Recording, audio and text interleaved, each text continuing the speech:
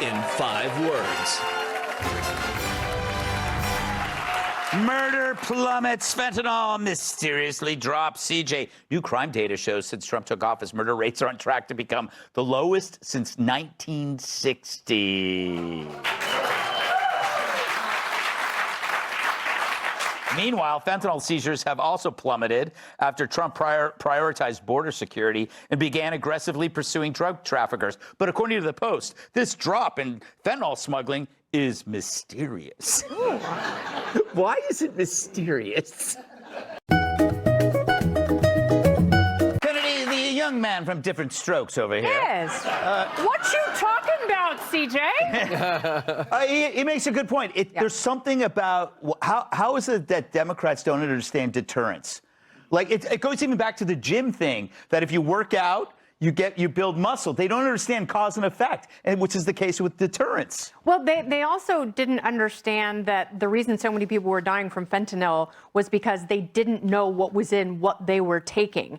And that didn't seem to be a very big issue for people. And, as someone who's always come down on the side of we should legalize things, and the reason is not because I want people to take more drugs, but because I want people to know what's in their drugs or, whatever it is. That's why we don't have moonshine as readily available as we used to, although you can still find some in Appalachia. My daughter goes to college Also there. in Kudlow's. Or Dagan McDowell's purse. Yeah, Dagan definitely knows some moonshiners. She knows more about moonshine than Anthony Fauci does about fleecing taxpayers for millions of dollars to enrich himself with a bunch of false claims.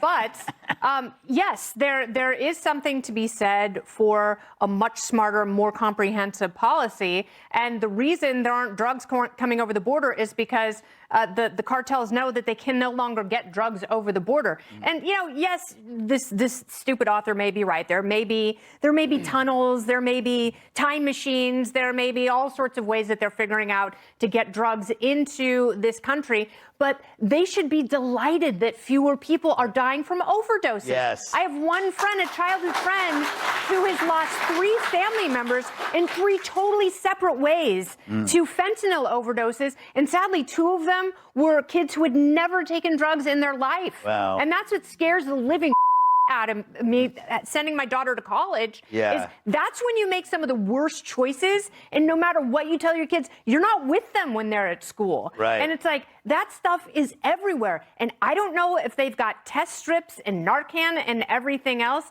I hope to God they do. But I thank God that these numbers are coming down. Yeah. All right.